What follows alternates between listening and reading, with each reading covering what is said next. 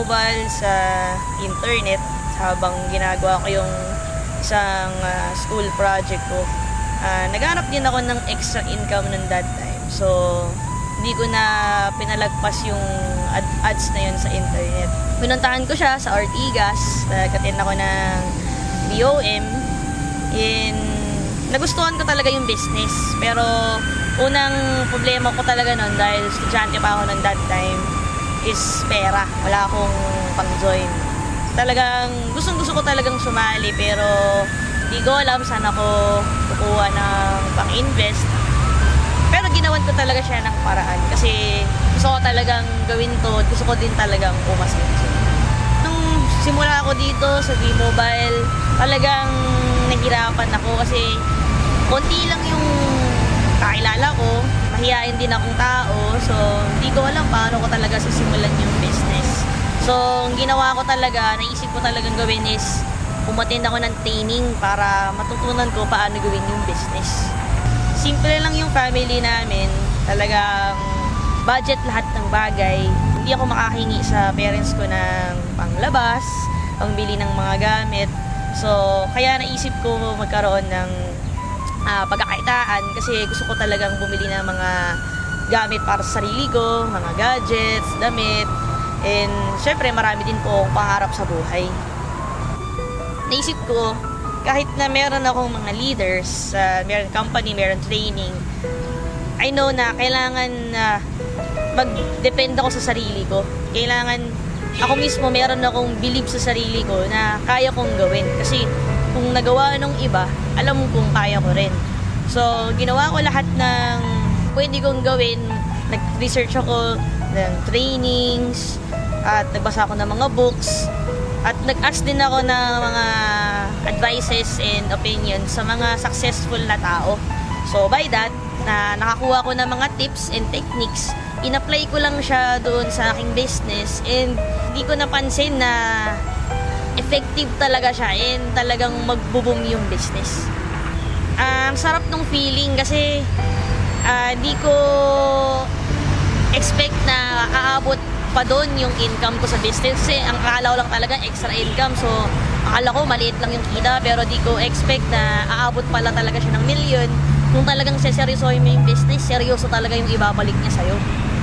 Nakuha ko yung unang sasakyan ko after 1 year mahigit ko sa business. Kasi part-time pa lang ako nun, estudyante pa lang ako nun. Yung first car ko, Mitsubishi Galant. Actually, second hand pa lang ngayon. And siguro mga around less than 200,000 yung bili ko doon.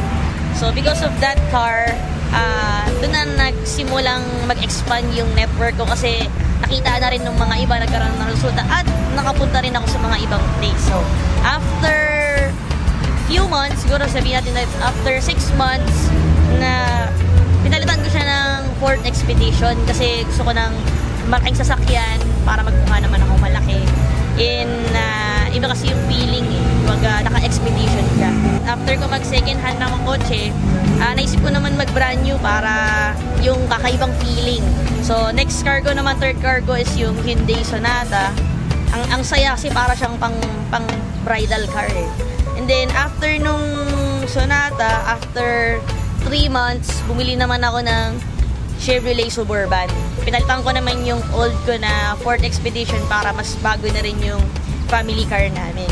Then, sabi ko na lang, before ko makuha yung Camaro, pinagdasal ko muna siya kay God. Kasi sabi ko, Lord, gusto ko ng isa pang car. Pero, kung hindi mo siya ibibigay pa sa akin ngayon, okay lang.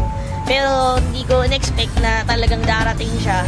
So, ito naman ngayon yung latest car ko, yung Camaro. Talagang, ang sarap ng feeling kasi dati hindi naman ako nakakasakay ng sasakyan. Wala akong sasakyan. Hindi ko alam kung makakabili ba ako ng sasakyan. Hindi ko rin dati na-experience na pumasok ng showroom at from that day is pwede ka nang bumili ng sasakyan. Nung una pa nga, ayaw ko pansinin ng mga agents kasi siguro akala nila isa lang ang musmus na bata. Pero di lang nila alam na ako na pala yung bibili ng sasakyan. So, iba talaga yung feeling kasi parang iba yung achievement na mararamdaman mo eh. So, talagang sobrang thankful talaga ako sa business, sa V-Mobile, kay God, tsaka syempre, yung determination ko na gawin yung business. Sa lahat ng nag-reject sa akin, maraming salamat kasi dahil sa inyo, lalong lumakas yung loob ko na gawin yung negosyo at patunayan sa mga hindi naniniwala sa akin na kaya kong gawin yung business with or without you.